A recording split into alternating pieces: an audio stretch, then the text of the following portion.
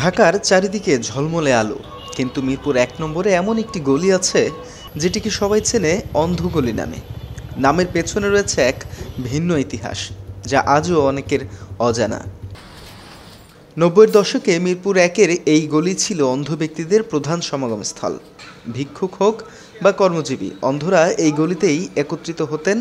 দিনের শুরুতে তারা এখান থেকেই ভিক্ষার এলাকার দিক নির্দেশনা দিতেন, আবার দিন শেষে এই গলিতেই ফিরে এসে হিসাব নিকাশ করতেন কে কত আয় করেছেন।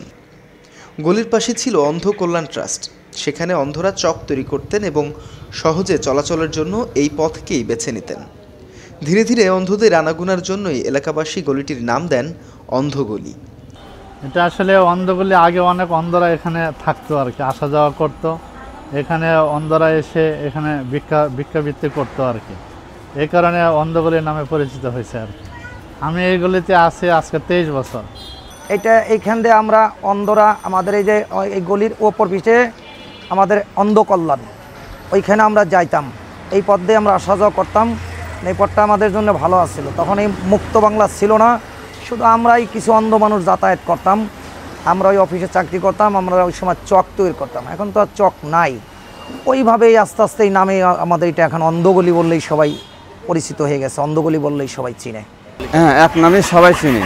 এই যে বলেন যে মিরপুরে একে অন্ধগলি যাব, তো সবাই এখানে এসে নামাজ পড়ে। এখানকার দৃশ্য কিছুটা বদলে গেছে।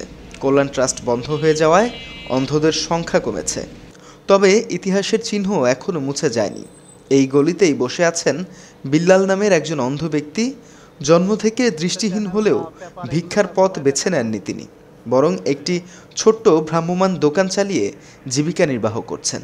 তার ভাষায়, অন্ধদের জন্য সবচেয়ে নিরাপদ জায়গা এই অন্ধগলি। মানে অন্য কোনো জায়গায় আমরা নিরাপত্তা পাই না আর কি। এই জায়গায় যতটুকু নিরাপত্তা পাই, অন্য জায়গায় মার্কেটের সামনে বিভিন্ন জায়গায় গেলে সেখানে নিরাপত্তা পাওয়া যায় না। এখানে আমি গাড়িটা রাখলে সবাই আমাকে চিনে, জানে যে এখানে আমি ব্যবসা করি। এখান থেকে মানে কেউ আমার কিছু করতে পারবে না আর কি। এটা একটা আশা ভরসা নিয়ে আমি ব্যবসা করি আর কি। গলির সামনে বড় বড় মার্কেট গড়ে উঠলেও এই অন্ধগলি এখনও অন্ধদের কাছে এক পরিচিত ও নিরাপদ আশ্রয়স্থল। কেউ এখানে ভিক্ষা করতে আসেন, কেউ বা ছোটোখাটো ব্যবসা করে বেঁচে আছেন। একসময় সেই জৌলুসার না থাকলেও মিরপুরের এই অন্ধগলি আজও সাক্ষী হয়ে আছে এক বিশেষ ইতিহাসের।